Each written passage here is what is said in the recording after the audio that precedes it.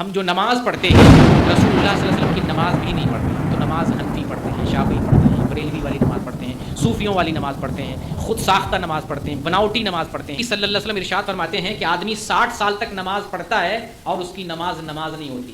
کتنے سال؟ اللہ اکبر. سوچنے والی بات ہے نا.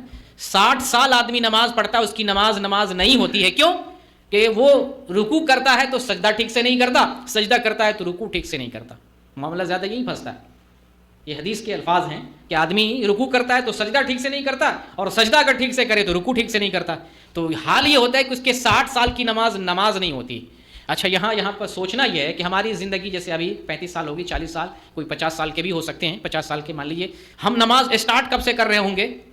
10 سال کے بعد, 15 سال کے بعد.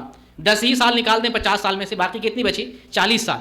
یہاں 60 سال کی نماز ضائع ہو رہی. ہم تو 60 سال نماز بھی نہیں پڑھے, 40 سال کی زندگی نماز پڑھے. وہ بھی ان کی بات کر رہا ہوں جو عمر دراز. اتنے سال, 60 سال تک بھی آدمی نماز پڑھتا رہے, لیکن اگر رکوع صحیح سے نہیں کر رہا ہے, سجدہ صحیح سے نہیں کر رہا ہے, نماز صحیح سے نہیں پڑھ رہا, اعتدال نہیں ہے, اس میں سکون نہیں ہے, تو پھر اس کی نماز نہیں ہے. تو سمجھنے والی بات ہے کہ ہم اپنی نمازوں پہ غور کریں, کیا جو نماز ہم پڑھ رہے ہیں وہ نماز ہے یا نہیں ہے. اسی طرح کی ایک حدیث ہے جو سنن نسائی میں 1317 نمبر کی, حذیفہ رضی اللہ تعالیٰ عنہ بیان کرتے ہیں کہ وہ ایک آدمی کو نماز پڑھتے ہوئے دیکھتے ہیں جو نماز میں کمی کر دیتے ہیں. نماز میں کمی کر دیتے ہیں. کمی کا مطلب کیا؟ نماز پڑھتے ہیں لیکن نماز کے جو ارکان ہیں, نماز کے جو شرائط ہیں, ان کو پورا ادا نہیں کرتے ہیں. رکوع صحیح سے نہیں کرتے, سجدہ صحیح سے نہیں کرتے, جھٹ پٹ نماز پڑھتے ہیں. تو اس بندے سے پوچھتے ہیں حذیفہ رضی اللہ تعالیٰ عنہ کہ تم یہ جو نماز پڑھ رہے ہو کب سے پڑھ رہے ہو؟ تو اس بندے نے کہا 40 سال سے. تو سیدنا حذیفہ رضی اللہ تعالیٰ عنہ کہتے ہیں, جو سوچنے کے قابل ہے, سمجھنے کے قابل ہے, غور کرنے کے قابل ہے, تم نے 40 سال سے نماز نہیں پڑھی ہے.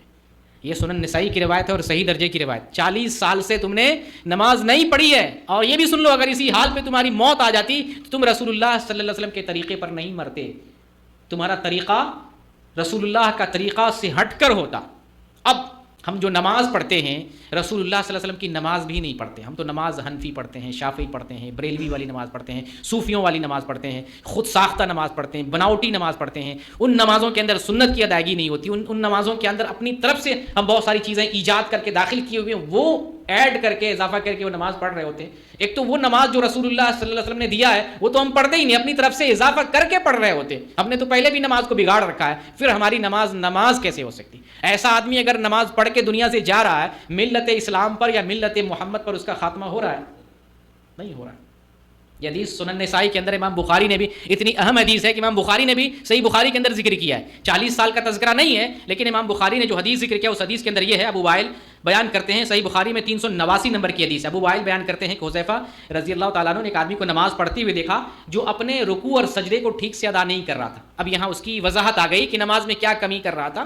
تو یہ وضاحت صحیح بخاری کی روایت میں آ رہی ہے کہ یہ اپنے رکوع اور سجدے کو ٹھیک سے نہیں ادا کر رہا تھا. حدیث کے الفاظ ہیں لا یتم رکوعہ ولا سجودہ, کہ اپنے رکوع کو اور اپنے سجدے کو صحیح سے ادا نہیں کر رہا تھا, اتمام نہیں کر رہا تھا, جلدی پڑھ رہا تھا, اعتدال اس کے اندر نہیں تھا, سکون اس کے اندر نہیں تھا, اس طرح سے نماز پڑھ رہا تھا. جب اس بندے نے نماز پڑھ لی, حذیفہ رضی اللہ تعالیٰ نے بلایا, یہ جو تم نماز پڑھ رہے ہو نا, ما صلیت, تمہاری نماز ہوئی نہیں, تم نے نماز ہی نہیں پڑھی.